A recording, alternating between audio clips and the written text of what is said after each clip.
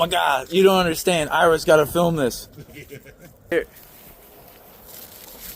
They wrote my name on the thing. I'm in headliner tonight, but they wrote my name.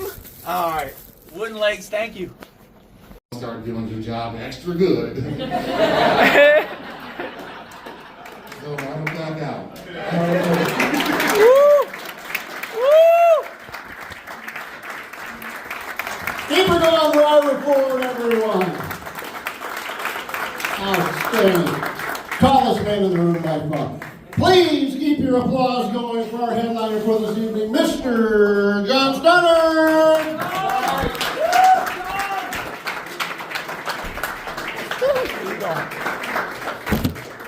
I'll keep it going for Lee and for Ira. Oh, you guys, this is wonderful. I love you so much already. I gotta say though, one of my favorite things is bringing my best friend Ira to very white towns, and then having just sitting back while everyone says, "You must be the comic. You must be the comedian." Well, yeah, they were right, you know.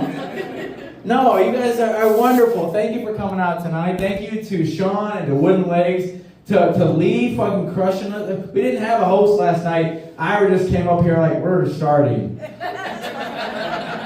No, it was great. And honestly, I feel like I was meant to be here tonight. I feel like mainly I was meant to be here last night because we stopped at a gas. We came from Minneapolis. That's where we're both from. So yeah, you guys know there's shit going on there, but that's why we came here. But we'd already made a bathroom stop, but I had been drinking a bunch of energy drinks, so I stopped at a small gas station in Fairfax, whatever state that's in, and I hopped out real quick, and I'm like, I'm going to the bathroom, I'll be right back. And I left my coat in the Jeep, and Ira evidently decided to get out and lock his door and go over to my side and lock my door. And my coat and my keys and my phone were in my Jeep. And then as I'm coming out of the bathroom, there's him walking in going, "You got your keys, right?" And he saw the panic in my eyes. And then I'm like, no, man. But we made it here. So I feel like it was God's will that we're here for you tonight. So thank you for coming out tonight. This is wonderful. Oh, as you guys might know, if you follow the news, there's a lot of stuff going on in Minneapolis, our hometown right now. So, to that effect, thank you so much for coming out tonight on a comedy show. And we all need to laugh. This is important. But a little bit of me, like especially all my friends sending me messages and stuff like that, a little bit of me feels weird, you know. Like I'm like, yeah, I saw the news. But have you guys heard my dick jokes? They're pretty good. They're pretty nice. They're pretty nice dick. I mean, well, have you guys heard the expression "nice dick"? Have you ever told anyone they had a nice dick? Sir, have you ever told anyone they had a nice dick? All right, neither of these people up front. Well, I didn't understand it because 3 different women that I dated said that to me, and it's not me bragging about it. It's not big. It's not like has a higher rate of return than normal. It's pretty, maybe? I don't know. But then I realized that, you guys, my dick is approachable. It looks pretty cute bundled up. My dick will help you shovel snow. My dick is Minnesota nice, you guys. No, this whole Minnesota nice thing is funny too because I'm not originally from Minnesota. I'm originally from Iowa City. So when I moved up there in 2016, things were a little bit different. Like for example, I have the same birthday as Prince, June 7th, right? And this, oh thank you. This last year I turned 40. And I remember the first time I moved to Minneapolis, I was walking around town and it was my birthday. And there are purple banners up everywhere saying happy birthday. And I'm like, how did they know? This is Minnesota nice, right? And then some random person walked up to me and was like, you know it's about Prince, right? I'm like, Minnesota passive aggressive. That's what it is. That's what it is. Oh man, I was here in October. I love this place. I love Sean and the owners. Give it up if you're a regular of this place. I know Travis is. We're gonna have him open for us tonight. What have you been to several shows before, sir? Is this your first time? How did you know about me? That's the best answer. That's like when that's like in a Ghostbusters movie. They're like, when they ask you if you're a god, you say yes. No, thank you, man. I didn't know. I was standing out front of the sign. Like, this is my first time headlining this room, or in South Dakota in general. So like, I was out there and I opened the door for 3 people walking in, and they were like, "Thank you, sir," and I'm like, "You're welcome. What's going on? Is there a comedy here tonight?" And they're like, "Yeah, it's in there." And I'm like, the headliner. Like, it got to my head. It got to my head. I'm like in the urinal peeing next to somebody. And like, I'm wondering in my head, is this guy gonna be like, I'm peeing next to the headliner? Headliner just farted right in front of me. He must feel comfortable about this.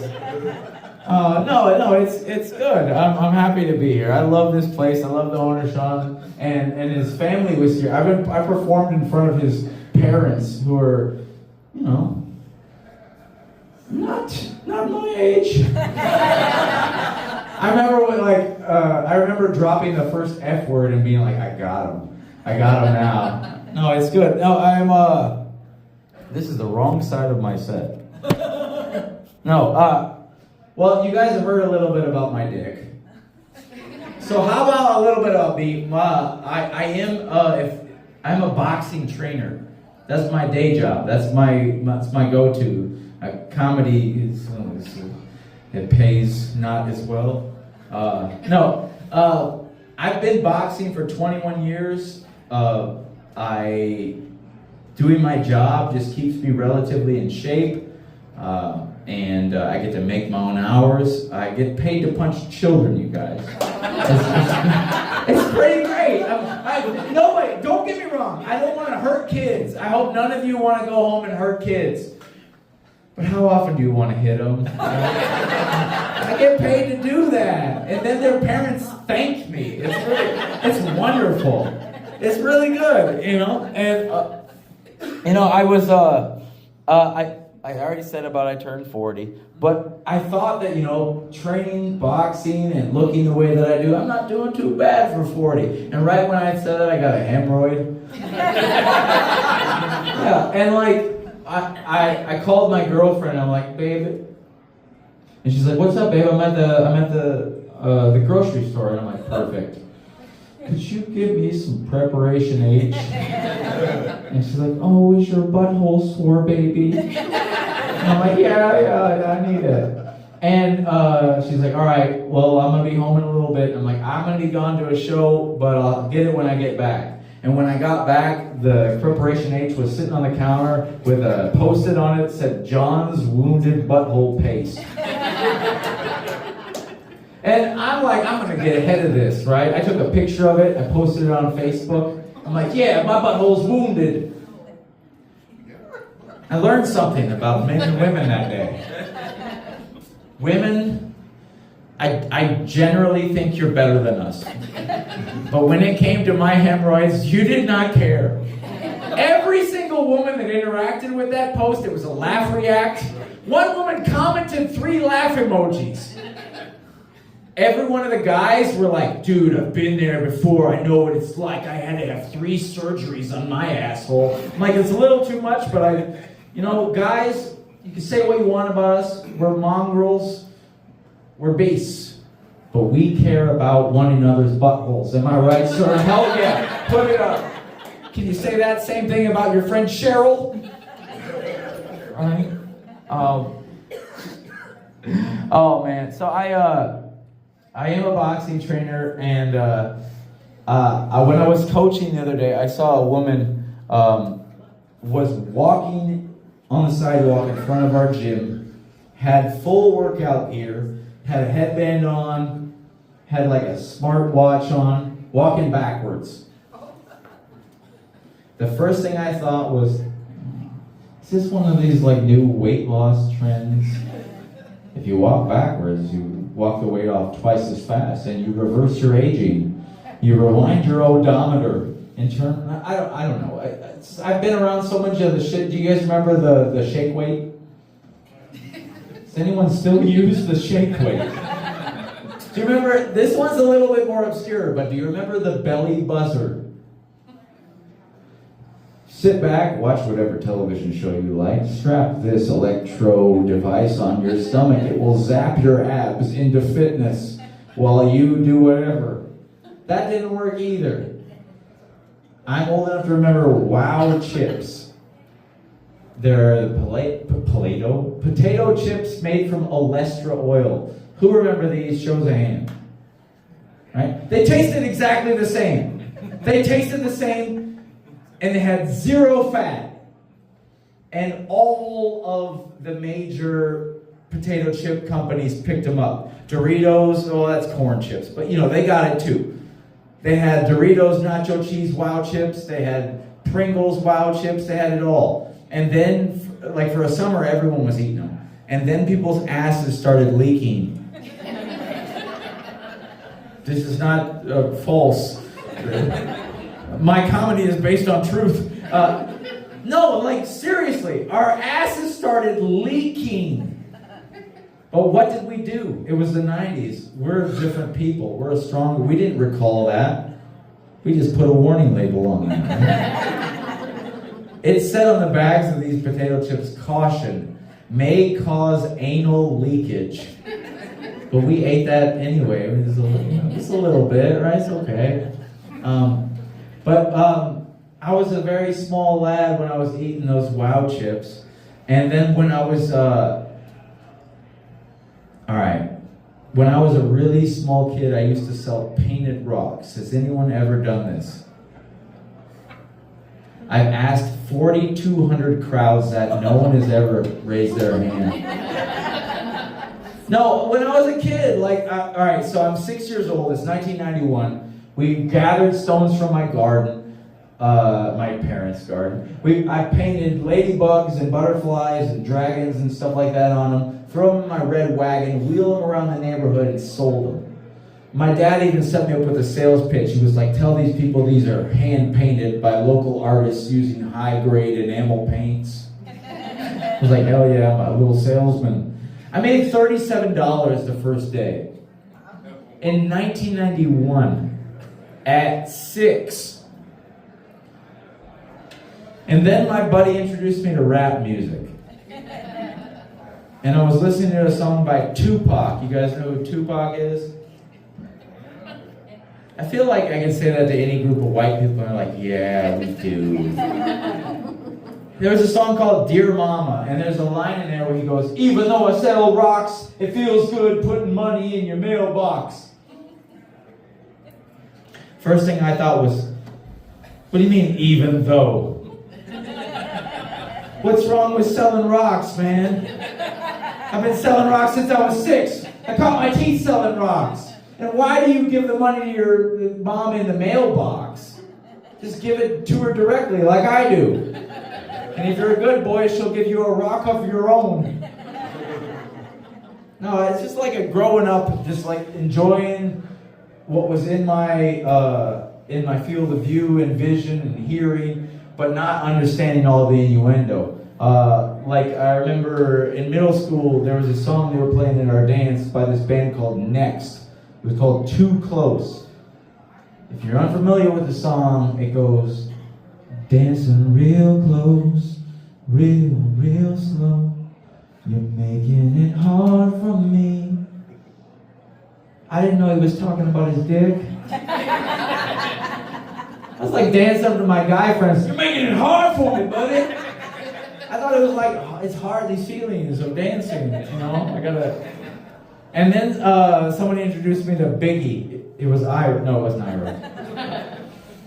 He had a song called Hypnotize, where it said, Biggie, Biggie, Biggie, can't you see? Sometimes your words just hypnotize me. And then out in the middle of the verse, he just one point goes, yeah, leave that ass leaking. And I was like, what do you mean, Biggie? Oh, Biggie likes women that eat the wow chips. That's what it is. That's what it is. But I understand now what leave that ass leaking means. I have a girlfriend. She showed me. I didn't even know my ass could do that, you guys. But I don't know what that's about. Oh, man. No, I met my girlfriend. We've been dating for 2 years. Well, 2 years next month. We'll have our 2-year anniversary. Well, thank you. That was just a really stupid thing to say to me. That's why I made it 2 years from now, or 2 years. No. We met on online dating. Has anyone here, show of hands, used online dating? All right. Did you meet the person you're with on online? You guys been on online dating? Hell yeah, I'm coming up. Right there. No, I met my girlfriend on this app called OkCupid. And I think I found that app first because I Googled like best dating app, and it was like Match.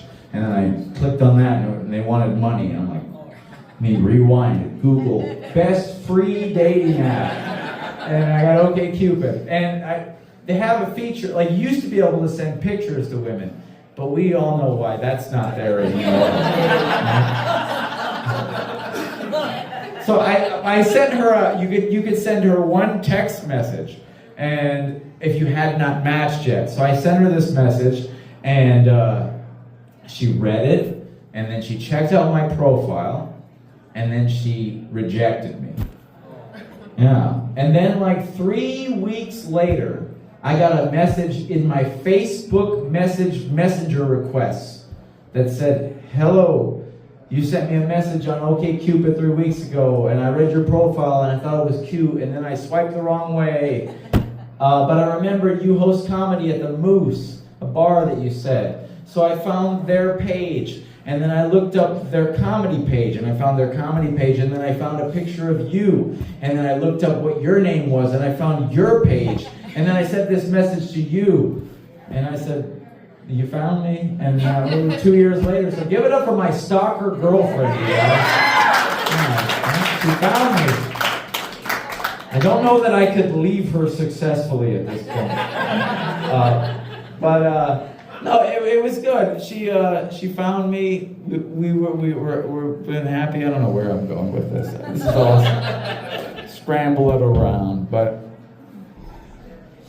I remember when we first got together, the time where we decided we were going to be exclusive, or go steady, or whatever the young people call it these days. And she said, you're serious about this relationship? And I said, yeah. And she's like, well, if we're going to be exclusive and together,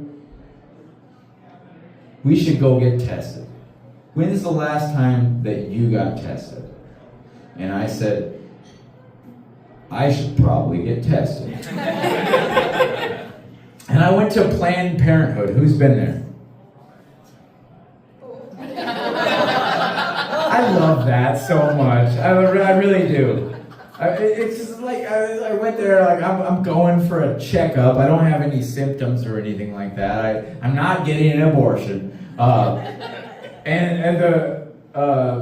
All I know is the doctor was way nicer to me than my last doctor. I got a sports physical for boxing. The doctor looked at his clipboard and goes, do you consider yourself a man? I got all defensive. I'm like, your wife considered me a man last night, doc. What about that, right? Had to go to a different doctor.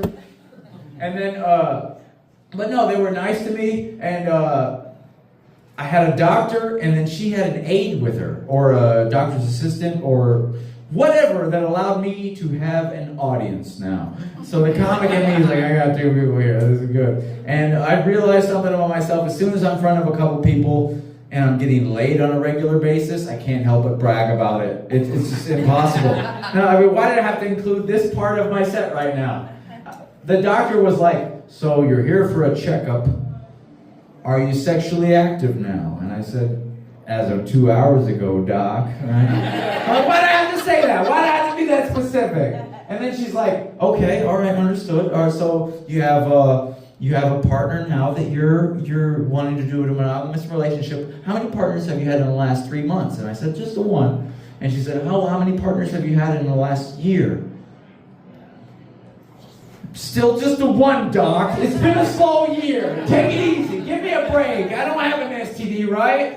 I don't know. So, but I'm in a situation now where I have an audience and I have a doctor and they have to give me some sort of a medically accurate answer. So I'm going to ask them a question. And I'll ask you guys the same question I asked that doctor. Who farts more, men or women? Women. A traitor of her own kind. They are rare, but they do exist.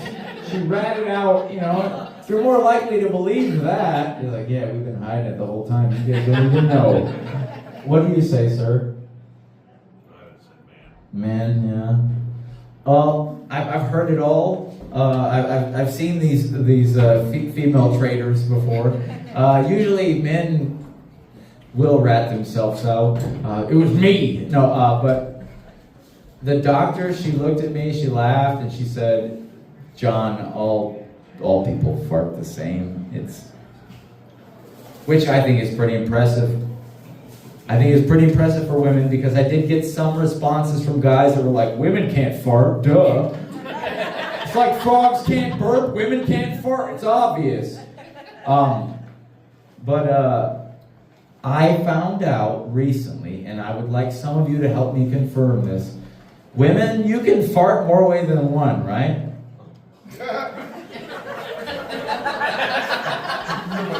The pussy fart, it's real, right? It's not a myth, it's a legend. It is a legend. But it's real, right? You can do it. She confirmed it. It's done. It's possible. Hell yeah. You don't understand the gold mine you are sitting on, ladies. Literally sitting on it. Like, if we could penis fart, do you know what would happen? We never stop doing that. It's like, you don't know how long we did that what's up thing? We would be penis farting for all of the 20s. It would be the new roaring 20s. I just can't wait to be like on an elevator with that old lady who's giving you the literal stink eye. And you're like, yeah, Edna, it was me, baby. But which one was it, the front or the back? Huh? Which one? Oh, no. That's an excitement to me, women. You don't know what you got there. Don't take that for granted. Oh, man.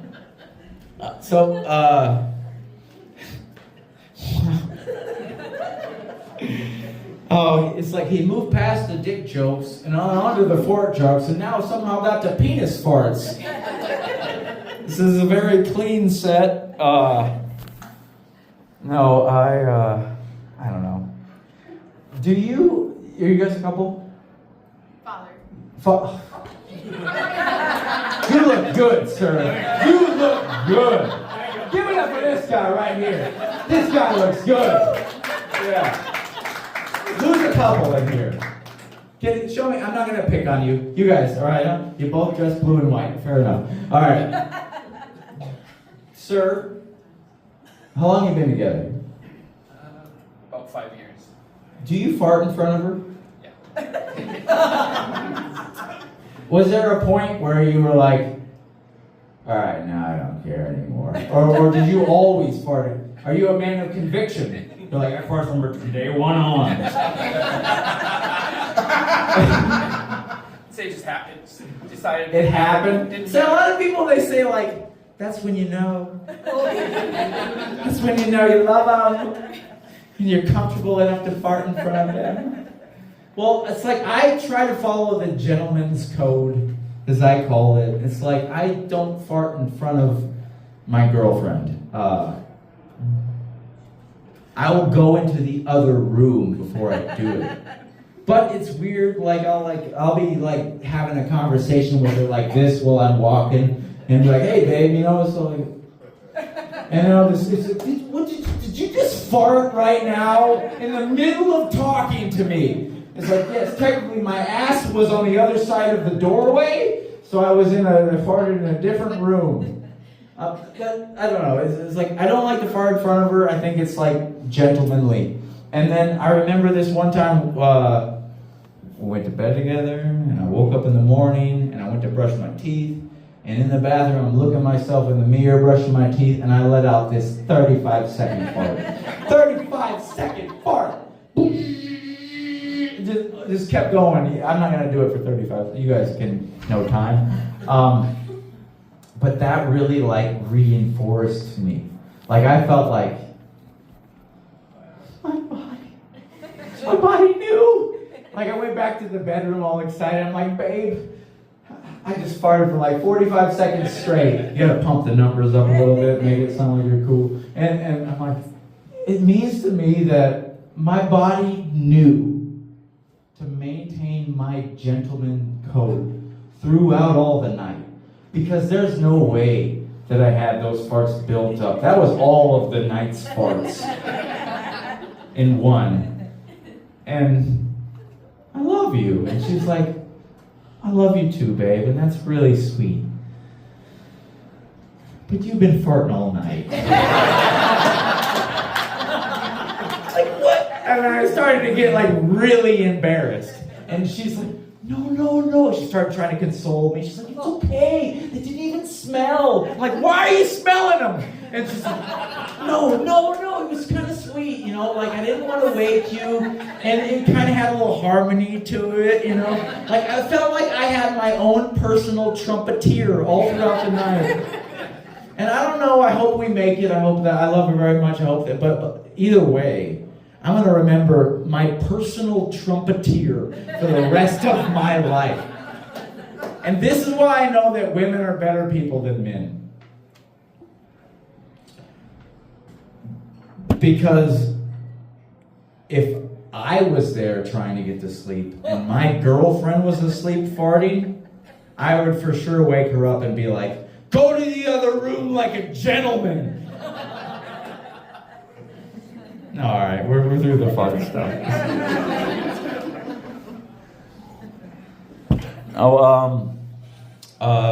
Oh yeah, your boy's clean too. Now, my girlfriend and I though, we're celebrating 2 years next month. Groundhog Day is our anniversary very soon, the Monday, and we're gonna try to have a baby. You know? So I will make an honest woman of her, whatever they said. I feel like that's a rude thing, make an honest woman of her. She was way more honest than I was. But I love her, I want to marry her, but we're gonna have a baby. And it's gotten a little bit difficult because about a week ago she moved to Idaho. And I just bought a house in northeast Minneapolis. But we're going to make it work, and I love her. And since she moved, it's only been a week. I looked up how long you need before pregnancy tests will... I'm hoping she's already holding, or packing, or whatever the term is for with child, right? I hope I already got the job done. If that makes sense. But did you guys know, and I want to specify guys, because I know every woman in here knows this, but did you guys know that women, you guys know that they pee on sticks to tell them if they're pregnant? Right? You know that, right? They got all sorts of pee sticks. They got a stick that they pee on that if they're being real fertile, it will give them a smiley face. You piss on this and it's like smiles. Imagine, what else do you pee on that smiles at you afterwards? But women have all sorts of these sticks that you pee on them and they tell them things. And I'm jealous. Why don't guys have this? Why don't we have pee on stick things that tell us things? You know? That kind of plays right into our psyche a little bit. Like, imagine if we could be like, honey, I don't have COVID. Or, look, honey, I'm a Gryffindor. I know I thought about this a little bit too long, and I know why they don't make pee sticks for guys. Anybody? Anybody have an idea why they don't make them for guys? This is my speculation, it's not scientific. It's because we would leave them on the counter. We would always leave the used pee sticks on the counter. Our wives and girlfriends would be like, honey, again? It's like, I'm sorry, babe, I forgot. I have tetanus. I'm sorry. But yeah, no, we're trying. We're trying to have a baby. And I have always been, and guys, I'm going to prop you up here. So if you're with me, your girlfriends are going to look at you in a better light tonight. But if not, then I got no help for you. No, most of you guys, I can tell from looking in your eyes, you care deeply about the partner with you. And I'm a lover. I feel like making love to your person, you should care about them first. And you should not feel comfortable having an orgasm if they have not already had one, or if they're not having one at the same time. And now that a baby is at stake, I feel like this is an utmost necessity. I don't know, let me explain. I feel like if there is a child conceived in the absence of a female orgasm, that baby will be somehow weaker. He'll be like a very self-entitled child. I won't want him. And, I mean, how do you... I honestly used to think that you had to give a woman an orgasm for her to be able to get pregnant. Oh, seeing all you guys, we know that's not true. But how do we know? I mean, how would you know? Would you want to know? I want to know. Are you supposed to take your dad's word for it? But believe me, son, I got your mom, you know. What? I can't take dad's word for it. Do you ask mom? Is that a Thanksgiving dinner discussion? Mom, do you remember about 9 months before I born? Did you come? I don't remember, honey. It hurt. No, just like, what if we had a product that could tell us with 99.99% accuracy whether or not we were born of mutual orgasm? You just pee on a stick and go, sorry. Oh, why don't we have this though? Oh, all right. So my girlfriend and I are trying though, and you did hear me mention that she moved to Idaho. She took a job there. She's a nurse. She is getting the field that she wants, which is OBGYN. She's going to be in labor and delivery. They should be delivering my baby soon. And the whole, it's going to pay off our loans too. It's a great thing. We're going to see each other twice a month. It's going to be good. But also, like, a lot of my friends asked me when they found out that she was moving that many states away, are you guys going to break up? And I said, well, we tried that. It wasn't for us. And they're like, all right, this is for me, but show of hands, was anyone here October 2nd or 3rd? I know you were, Travis. I stalk you. I love you, Travis. I was here doing a feature set for my friend Connor, who headlined, and I was in the throes of a breakup right then. We did break up. And I was, I loved this girl very much. I was pretty sad. I was a little sad boy. I was trying to make it funny.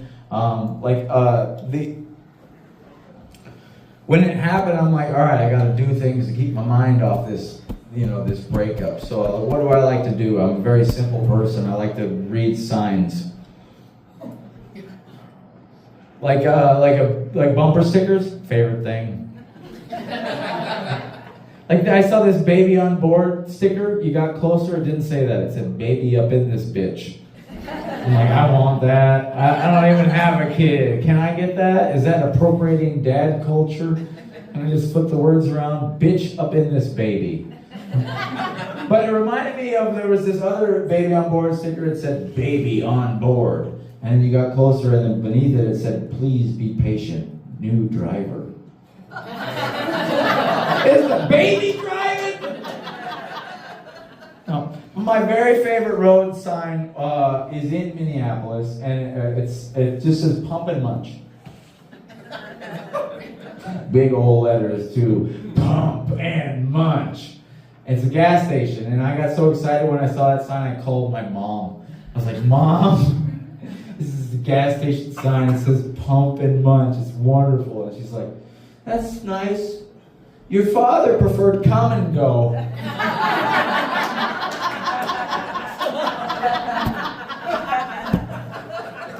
My mom is a really sweet lady. She introduced me to a lot of stuff. She gave me my sense of humor. The music that I like is her. I like old R&B, like Tina Turner, Otis Redding, The Temptations. The Temptations could take a song about kidnapping and still make it romantic, right? I know you want to leave me, but I refuse to let you go. That's kidnapping. I asked my lawyer friend, that's like buying a book kidnapping. But it's the 60s. You had to show someone that you love them by holding them against their will. All right, I guess not. But no, my mom's a cool lady, so I was trying to do that, and then I might have mentioned earlier that I host a comedy show that I started at the Moose in Northeast Minneapolis, and it's a karaoke bar. They have karaoke upstairs, comedy downstairs, and the host of that was like, hey John, I heard you're going through a breakup, come through, sing some songs, have a good time, lift your spirits. So I came by and I'm singing Usher, and I'm like, yeah. And then I sang. Then I sang Otis Redding, Try a Little Tenderness. And as I'm walking off the stage, this nice black lady's walking right up to me. And she stops me. And she goes, baby, you were black in another life. That's the best compliment I've ever gotten. It was one, oh man. I was sitting there all giddy, this is the best night. I don't even care that I'm broken up. I might get with that black lady. And then she goes up and sings Stacy's Mom. You know that song, right? Stacy's mom has got it going on. I don't care what ethnicity you are. I can't walk up and be like, you were white in another life. It's not cool. Oh, but you're singing, you're having a good time, you're trying to do things. I went home, and my girl, we lived together, and she had moved out. She broke up, and I walked in the house, and I'm like, I'm 40, I can handle this. And right away I see on our fridge is a picture of us together. Start wanting to cry. And I'm like, no, do what a man does. I'm not going to cry. I'll go to my bed and lay in my bed. And I want to lay to my bed, which was not a man thing either. But the pillows, she got us customized pillows with our faces on them. So I'm crying into the pillow with her and me's face on it. And I'm like, this is ridiculous. If you guys are ever sad crying, you should record yourselves. Bring it to the comedy show, have it playing in the background. It will remind you what is important in life. But you can't get upset too much about that because crying is a release. Crying is human. Crying is normal. Crying's like peeing. Hear me out. If you gotta pee, if you really gotta pee, and you're like, I'll have to pee, Joe. I'm gonna be like, hey, there's a bathroom over there. Just go. You need to go. If you need to go, you do, and you immediately feel relief. But you can't get addicted to that feeling. You can't be like, yeah, I love that feeling of peeing, the relief I get. I've just been drinking more and more and more, so I can pee more and more.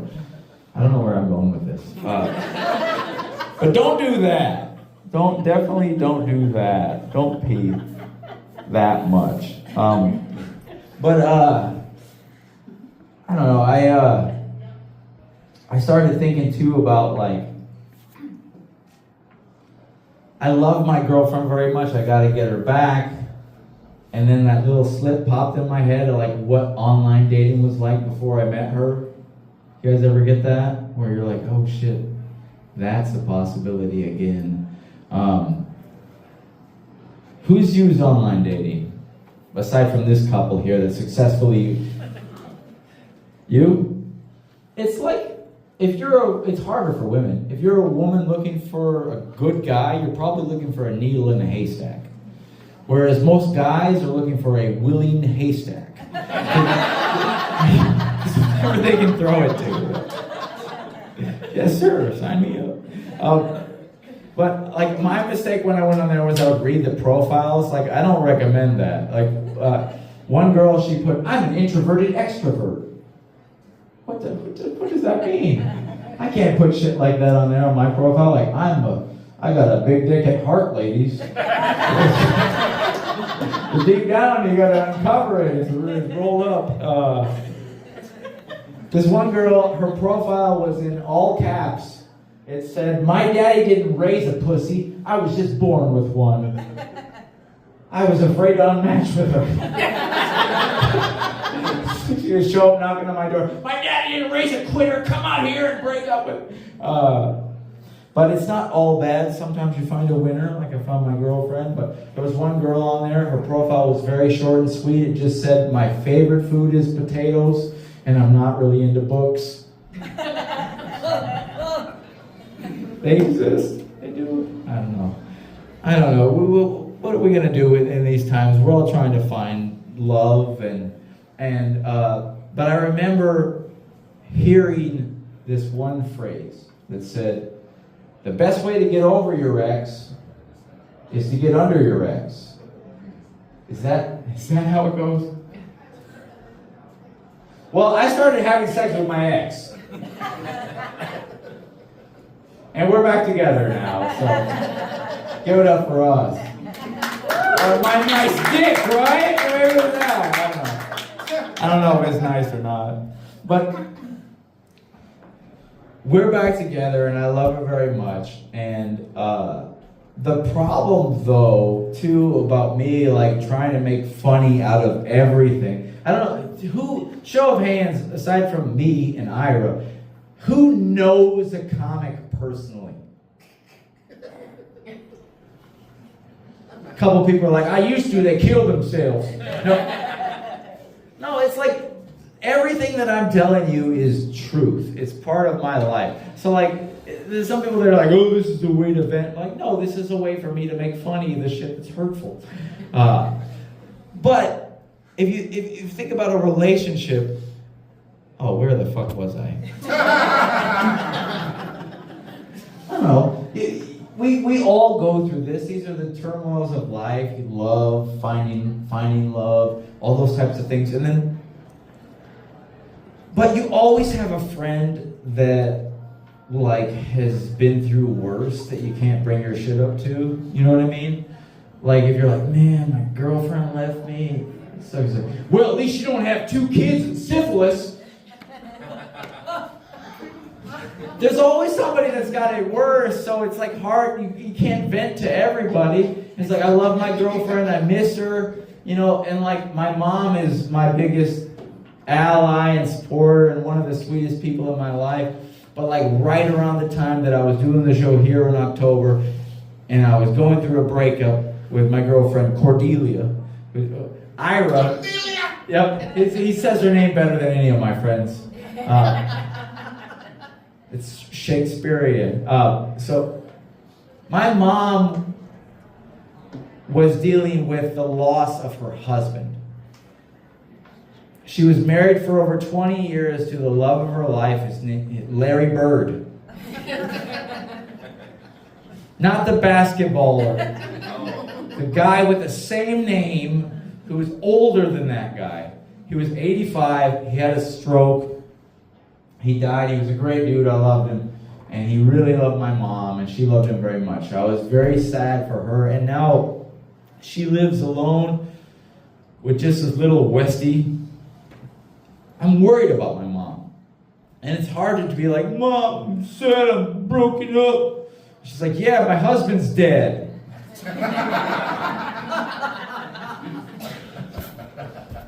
Your girlfriend's alive, right? But no, she's a sweetheart, but while we were going through that, like, you know, I'm still worried about my mom. And then the other day, so it's been just over a year since Larry died. And just the other day, she called me and said, John, I'm thinking about getting a companion. And I'm like, you know, Mom, you're a wonderful lady. You're a young 69. You're beautiful. You got like a male suitor, you got like a quarter, somebody out there sending you flowers. And she's like, no, nothing like that. Well, what is it, you're gonna have like a roommate, like a female friend, like one of your sisters move in with you? She's like, no. I'm like, I'm at a loss, Mom, what's going on here? She's like, I'm gonna get a robot companion. And right away you can see the comedian brain in my head just racing. And I'm like thinking about what to say, and before I can say anything, she goes, it's not for sex. It's not a sex robot. I'm like, I didn't say anything, Mom. And she's like, I know you didn't say anything, but all my friends have been asking me that. And then right away I'm thinking like, my mom's 69, all his 69-year-old friends are being like, are you gonna fuck this Paula? But as I said, so what are you going to use it for? And she's like, well, you know, I'm going to have it rake the leaves and do some work around the house and keep me company. And it's not going to yell at me. I'll program it not to yell at me. And Larry used to yell a little bit. Right? I just can't imagine being a widow, walking into a shop to get a robot companion to replace the love of your life, and having the salesman go, all right, listen, ma'am, straight out of this box, the robot's going to yell at you a little bit. Just when it thinks you're asking for it. And we notice your name is Maniccia. You're Italian. If you want, we can turn him up to not in the face mode, where he'll punch you in the stomach. He'll give you a good one, you know?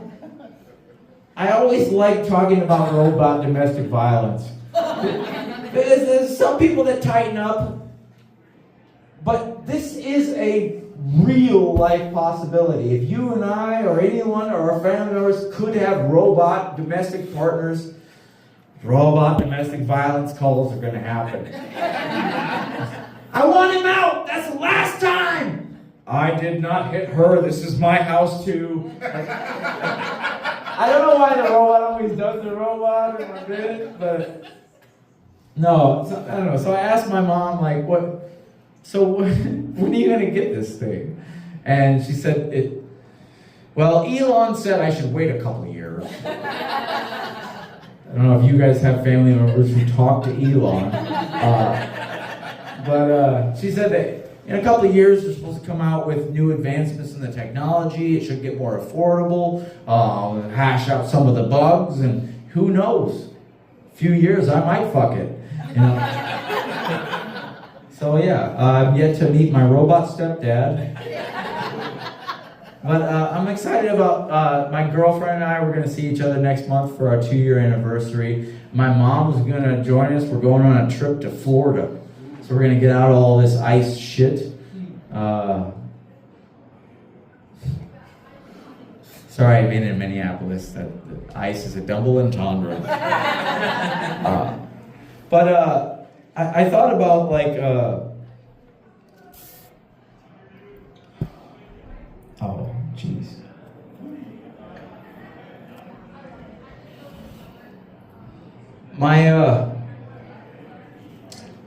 There's a lot of like, I don't know. I don't want to get all serious and drag the room down or anything like that, but like there are a lot of serious things going on in the room in the world right now, and they might be affecting some of you, no matter how white you are. Ira, we have all sorts of different types of whites here tonight. I didn't know if you noticed that. We got a red-headed white. We got a. You got a brunette. The whole bunch of assortment. It's like crayons.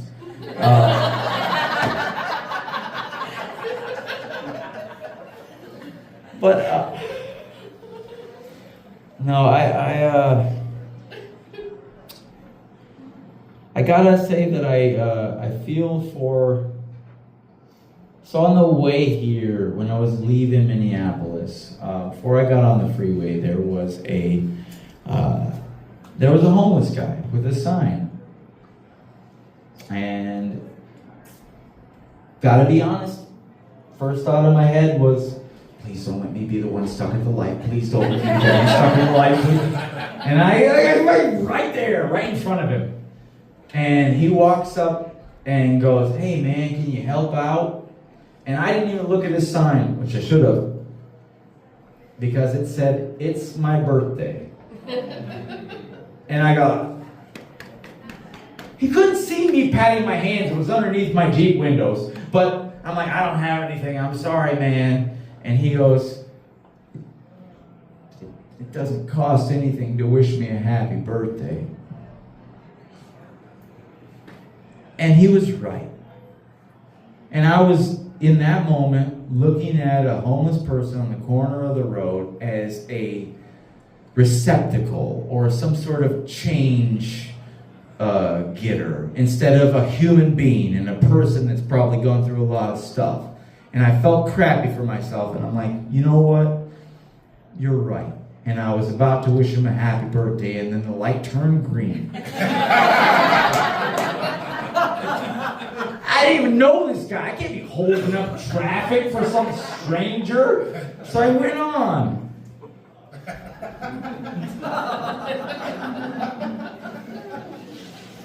But homelessness, I realize now, is a problem, and very much so.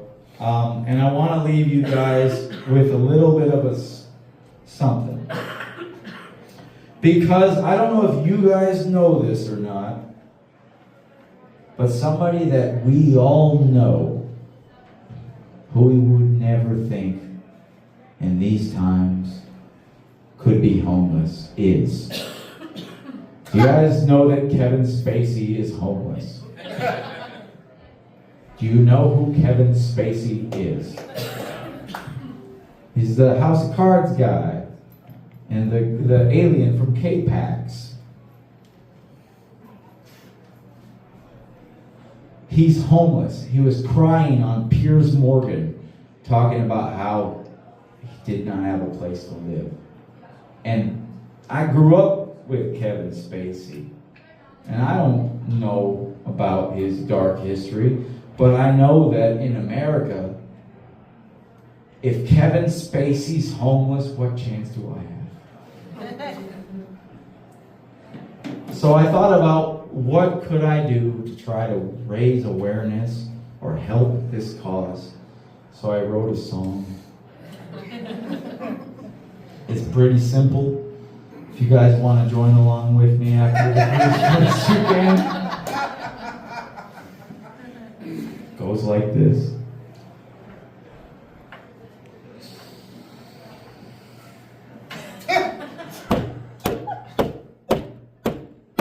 We gotta come together as a country and find a home for Kevin Spacey.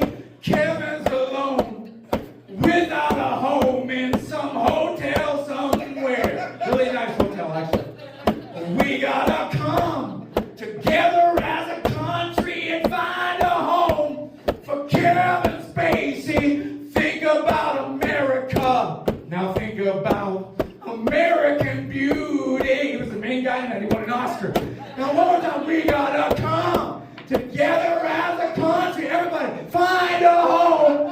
Kevin Spacey, think about America. I think about American. You guys are wonderful. I got one more thing to say to you. Aside from I love you all, and I love this room, and I love Sean and his grandparents. Thank you for having me here tonight. I want you to go home and love each other and hold each other. And if you got somebody that you're going to do it to, that it makes sense to, make love to that person. And remember that there are two important rules. Two rules that must be followed that are sacred by God. And these are no butt play and no cold play, you guys. All right, I'm John Standard. Thank you so much for coming out tonight.